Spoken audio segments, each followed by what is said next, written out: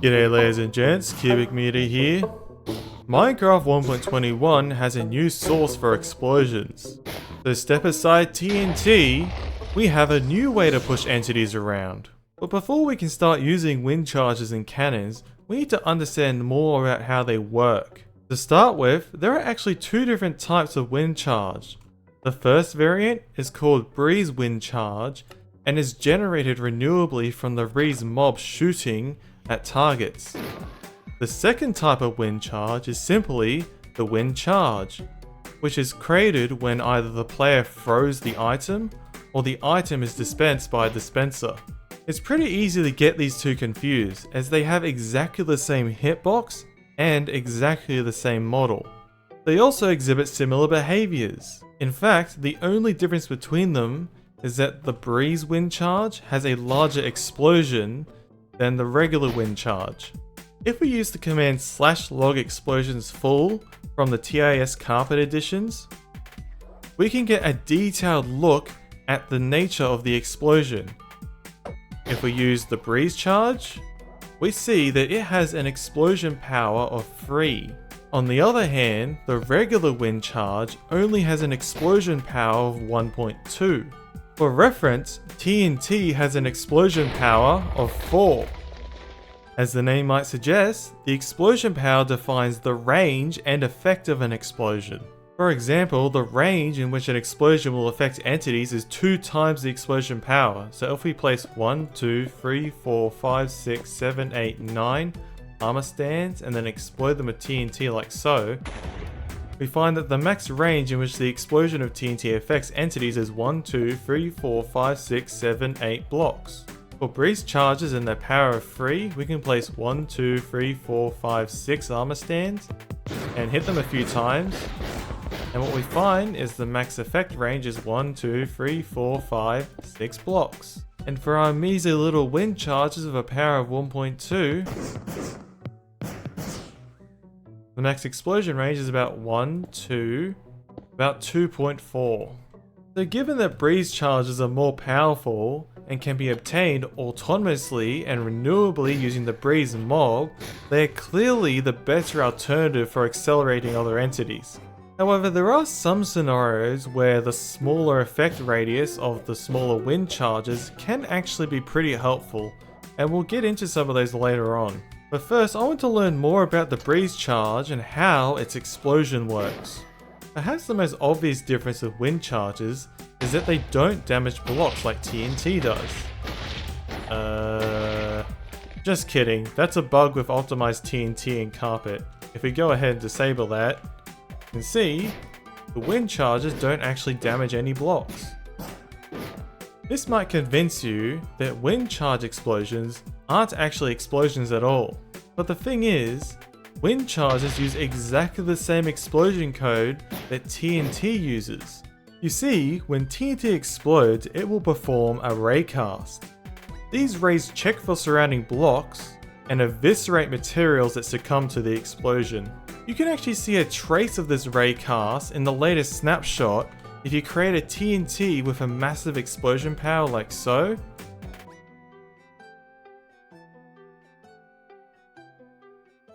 Where you can actually see the pattern of the raycast emerge as the rays diverge further and further apart, breaking blocks in their path.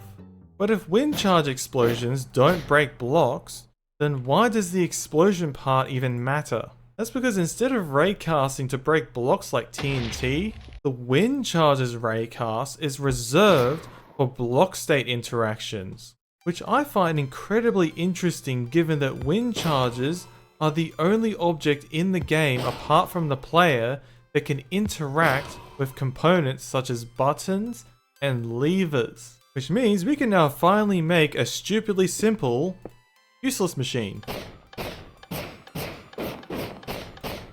They also perform other interesting interactions like open and closing trapdoors, doors, and fence gates. And for some reason they can do this interaction through solid blocks. I would strongly suggest not using wind charges around complicated redstone components. But you can clearly see how the explosion effect of the wind charge is used to toggle block states instead of destroying blocks. Because in this field of trapdoors, you can see the ray casting is random, and so the amount of trapdoors that get toggled is slightly random at the edge of the explosion. This block state interaction will lead us to a really interesting use case later on. But before we can get into that, we need to understand more about subtick explosion interactions. Here is a simple setup that I made to demonstrate an effect known as swing.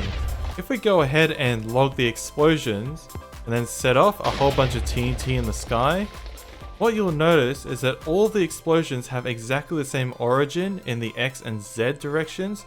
However, the Y coordinate of the explosion fluctuates around. This happens because the explosion origin is in the center of the TNT and raised by about 1 pixel or 0.06125 blocks from its base.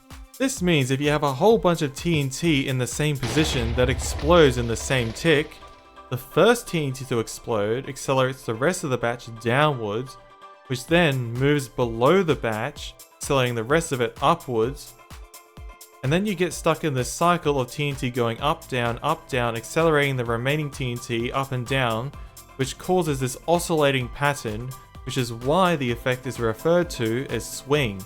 It turns out that wind charges have their own form of swing. If we have a look at the explosion origin for each wind charge, we'll find that the first one to explode actually offsets its explosion origin by 0.25 blocks from the surface it collided with. Then, if we look at the next wind charge, we can see they gradually get closer and closer and closer to the surface. And for some reason, the intensity of the swing varies depending on the speed of the wind charges.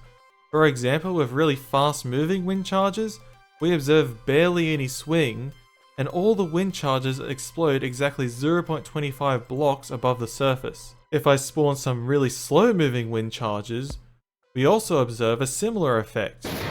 But once again, we observe very little swing. But the swing seems to always be present. If I summon something like 100 wind charges, and have a look at their offsets, you can see they are gradually getting closer and closer to the surface that they collide with. And with enough wind charges, eventually the swing will push the wind charges all the way into the surface and remove the 0.25 offset completely. The reason why swing is a problem is because it changes the position of the explosion depending on how many wind charges you use, and this makes the momentum transfer less predictable. One way to prevent swing from happening is to simply have the wind charges move fast enough such that each wind charge clears the explosion radius of the previous wind charge in a single tick of movement. This will make it so that no matter how many wind charges you have, all of their explosions happen at exactly the same position. The reason why we care about the exact location of an explosion is because it has a massive impact on the accuracy and the efficiency of our cannon. For example, I have a setup that spawns a Nether Star item along with some TNT that propels it, because the Nether Stars just happen to be the only item entity that is completely immune to explosion damage. We have the same position for the TNT on top of this slab, but slightly different precise alignments using different stages of an amethyst bud. If we compare these two alignments, we observe a very clear difference in the distance and the direction of our resulting momentum. This is because the explosion formula uses a vector from the explosion origin to the eye level of an entity to define direction, and a vector from the origin to the feet position to define the magnitude of acceleration. This creates trade-offs such as moving the entity closer to increase the effect of the explosion, which can also change the direction of the applied motion to be less desirable. So where is the explosion origin of a wind charge? Well, if we use F3 and B to enable hitboxes, we find that the hitbox of a wind charge is a perfect cube with side lengths of 0.3125 meters or about 5 pixels. For reference, each block has 1, 2, 3, 4, 5, 6, 7, 8, 9, 10, 11, 12, 13, 14, 15, 16 pixels in side length. This makes things really awkward with the wind charge because the center of its hitbox is actually halfway between a pixel. This means there aren't any solid hitboxes that can perfectly align a wind charge to the center of a block, which makes aligning wind charges pretty damn awkward. But something that is convenient about the wind charge is that its eye level, its feet position, and its explosion origin all reside in the exact center of its cubic hitbox. So with a hitbox of side lengths of 0.3125, we should expect the explosion to appear about 0.15 blocks away from where it impacted. However, as we just demonstrated previously, this is not the case. Turns out the explosion origin for a wind charge is actually 0.25 meters away from the point of impact. Using this chamber, I can test every single combination of directions for the wind charge to impact in,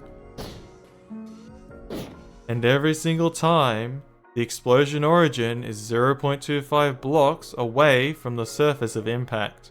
But what I find really interesting is the behavior of the wind charge in corners.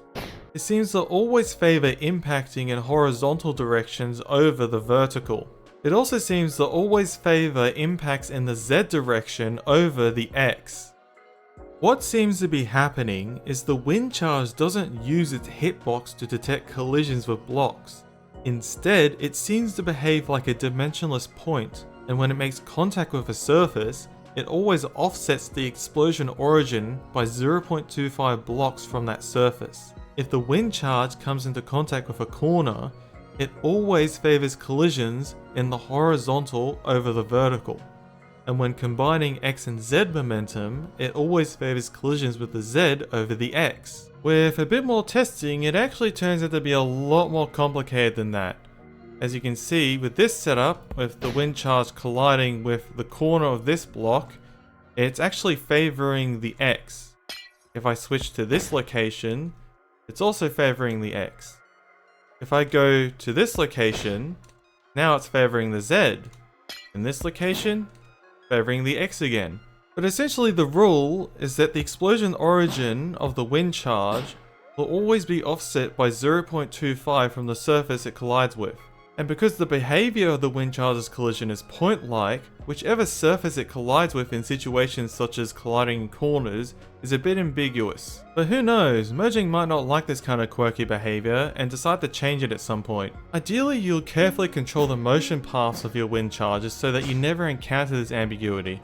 Actually, motion is another thing we should understand when it comes to wind charges, because wind charges are a unique class of entity known as projectiles. Projectiles includes entities such as arrows, snowballs, enderpearls, and potions, all of which exhibit point-like collisions when moving. In a previous video, we tried to use arrows in an orbital strike cannon and found out the hard way that projectiles have a different movement method. Most entities use a movement method where collisions are processed independently for each axis each game tick. This results in the so-called corkscrew movement for entities that are moving faster than one block per tick. On the other hand, projectiles will check for collisions in a straight line from their starting point to their end point each game tick. So you can clearly see that projectiles don't move the same way as other entities.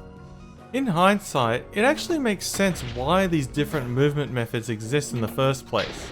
Because while some entities are 3D objects like TNT, which exhibit volume and continue moving after colliding with objects using the faces of their hitbox, projectiles simply get annihilated on impact, or stop moving entirely like arrows. And so, because projectiles don't actually need to use the faces of their hitbox to determine which direction to stop moving, they can simply draw a straight line when moving and then check for collisions along that line.